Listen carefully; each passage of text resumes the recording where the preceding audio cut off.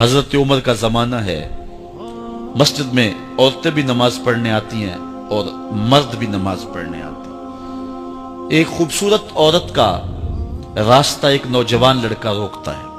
ایک دن اس نے دیکھا، ایک دن روک کے کہا تجھے مسئلہ کیا ہے؟ اس نے کہا کہ میں تیرا چاہنے والا ہوں۔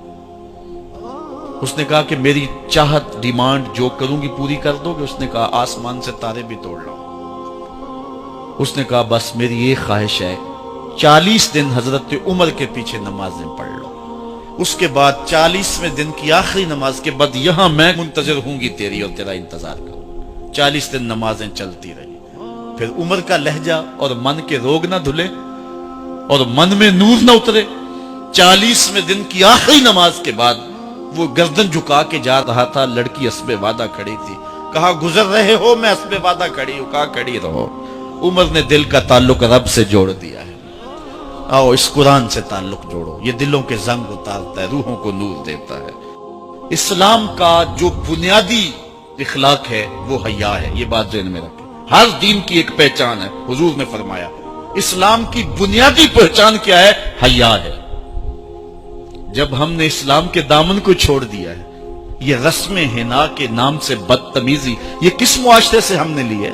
اور کیا بہوؤں بیٹیوں کا تماشا لگایا ہے، اور نیم برہنہ بیٹیاں لوگوں کی شہوانی نگاہوں کے سامنے ہیں، اور باپ بھی کھڑا ہے اور بیٹا بھی کھڑا ہے۔ نہ باپ کی آنکھوں میں حیا ہے، نہ بیٹے کی نظروں میں حیا ہے، نہ بھائیوں میں غیرت ہے، اور کہتے ہو اللہ کی رحمتیں ہمارے اوپر نازل ہوں۔ یہ تو شکر کرو پتھر نہیں برستے محمد عربی کے قدموں کا صدقہ۔ اگر ان کی رحمت نہ ہو درمیان میں ابھی آگ لگ جائے دونوں جہاں میں۔ یہ تو ان کی رحمت ہے کہ پتھر نہیں برستے۔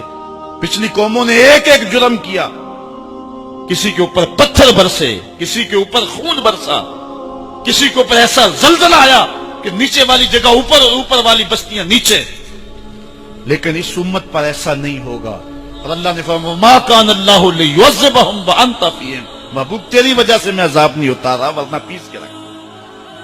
سر سے لے کر پاؤں تک ہم اسلام میں آ جائیں، چھوڑیں آدھا تیتر آدھا بٹیر، جہاں جی چاہا اسلام کے دامن میں آگے اور جہاں جی چاہا ادھر چلے جائے۔ مسجد میں بھی چندہ دیا اور ہوٹل میں بھی شراب پی، رب بھی خوش رہے شیطان بھی راضی رہے، ایسا نہیں ہوگا۔ رب کہتے نہیں کہ میرے ہو تو پھر میرے ہی ہو۔ کوئی بھی غیرت مند محبوب نہیں جو ہے تسلیم کرتا کہ میرا محب کسی اور کی طرف نظر اٹھا کے بھی دیکھے، تو رب سب سے بڑا غیرت مند ہے، وہ نہیں چاہتا میرا ہو اور کسی اور کی طرف دیکھے۔ تم کون ہے؟ مغربی تہذیب لگتی کیا ہے تمہاری؟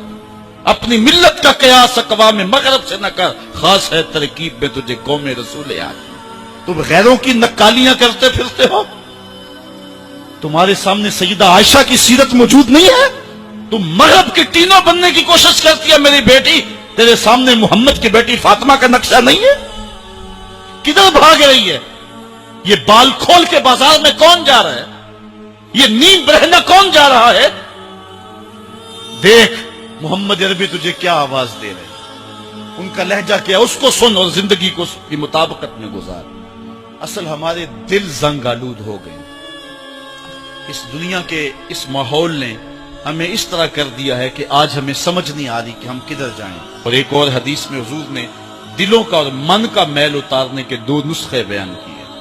ایک کثرت کے ساتھ موت کو یاد کرنا، کثرت کے ساتھ موت کا تذکرہ، اور دوسرا کثرت کے ساتھ جو ہے وہ تلاوت کلام مجید۔ اصل 10-15 سالوں سے ہمارے ساتھ جو کچھ ہوا ہے، آج اگر کوئی تذکرہ موت کرے، کوئی آخرت کی یاد دلائے، کوئی عمل کی بات کرے، وہ کہتے ہیں یہ تو ویسے خوش کیسے، کیا پتہ، قبر کا مذاق اڑا رہا ہے۔ اللہ اکبر، قبر دا خوف دے دے کے لوکی مینوں ڈرا دے۔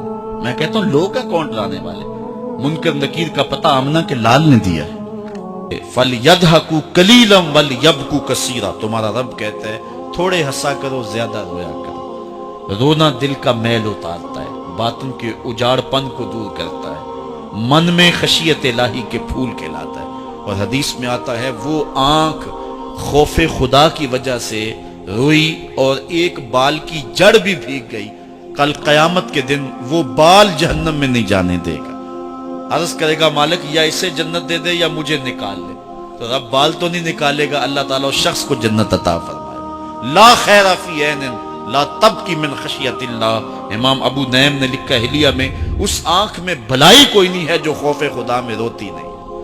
رونے کا مزاج بناؤ، طبیعت کے اندر نرمی پیدا کرو. اگر طبیعت سخت ہے، بعض لوگ تباً سخت ہوتے ہیں، تو روزانہ شام کے وقت قبرستان میں جا کر کے کچھ وقت گزار کے آیا کرو. اپنی طبع میں نرمی پیدا کرو، طبیعت میں سادگی پیدا کرو. اپنے زندگی کے معاملات کو زیادہ نہ پھیلاؤ کہ جو حساب دینا مشکل ہو جائے.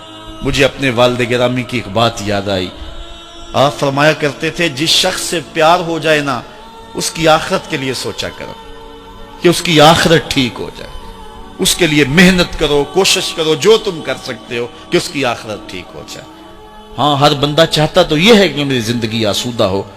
آسودہ ضرور بناؤ زندگی کو، لیکن خیال رکھو کہ اس دنیا کی زندگی کی آسودگی سے آخرت کی آسودگی جو ہے وہ زیادہ عزیز ہے. یہ 4 دن کی زندگی ختم ہو جانی، تھوڑی ہے، بالکل سانسوں کی گنتی ہے اور ختم ہو جانے والی ہے، اور وہ زندگی نہ ختم ہونے والی.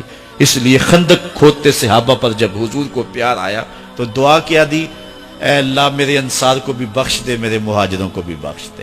چونکہ زندگی تو آخرت کی زندگی ہے، ان کی آخرت کی زندگی کے لیے خاص طور پہ دعا مانگی. اس لیے اپنی آخرت کی زندگی کے بارے ترجیحاً ہم سوچیں اور اپنی زندگی کو بہتری کی طرف لے جائیں. 5 گانا نماز شعار زندگی بنا لیں. زندگی جاتی ہے تو جائے، لیکن نماز نہ جانے پائے.